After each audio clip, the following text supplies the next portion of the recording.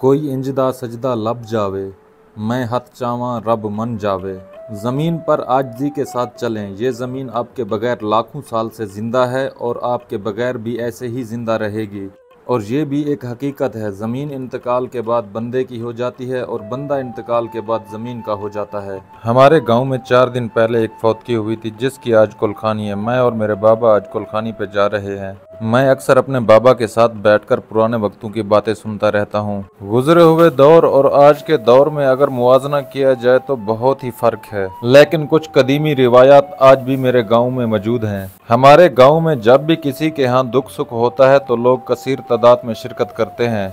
ये कुलखानी का एहतमाम हमारे घर से आधे किलोमीटर से भी कम के फासले पर मौजूद है और हम वहां पर पहुंच गए। कुलखानी का एहतमाम बहुत ही अच्छे तरीके से किया गया था। जनाजे वाले दिन बारिश थी जिसकी वजह से बाबा नहीं आ सके थे। मैं और मेरा भाई आए थे। मैंने तो तज़ियत कर ली थी लेकिन बाबा ने नहीं की थी। बाबा की उम्र ज्यादा होने की वजह से बाबा की नज़र कमज़ोर है और बाबा से बंदे नहीं पहचाने जाते। फिर मैंने बाबा को बताया और बाबा ने तज़ियत की। फिर बाबा आगे बैठ गए और मैं पीछे आकर बैठ गया।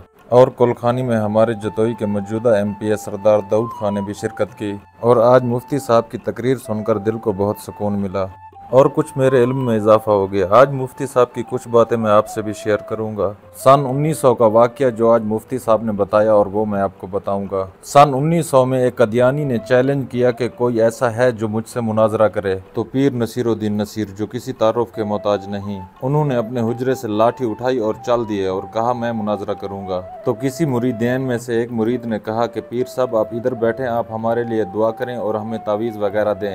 और इस पर पीर नसीरुद्दीन नसीर बोल पड़े और कहा कि अगर बात नबी पर आ जाए और इस्लाम पर आ जाए तो कोई गैरतमंद पीर घर पर नहीं बैठेगा, मैं चलकर इसका मुकाबला करूंगा।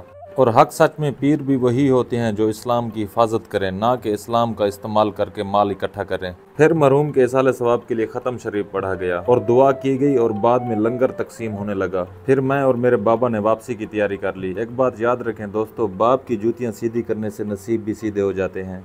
दोस्तों उम्मीद है आपको हमारी वीडियो पसंद आई होगी। कमेंट करके अपनी राय का इजहार ज़रूर करें। अगर आप हमारे चैनल पर नए हैं तो सबसे पहले फॉलो करें, लाइक करें और सब्सक्राइब करें और घंटे के निशान को दबाना मत भूलें ताकि हमारी हर नई आने वाली वीडियो आप तक पहुंच सके। शुक्रिया।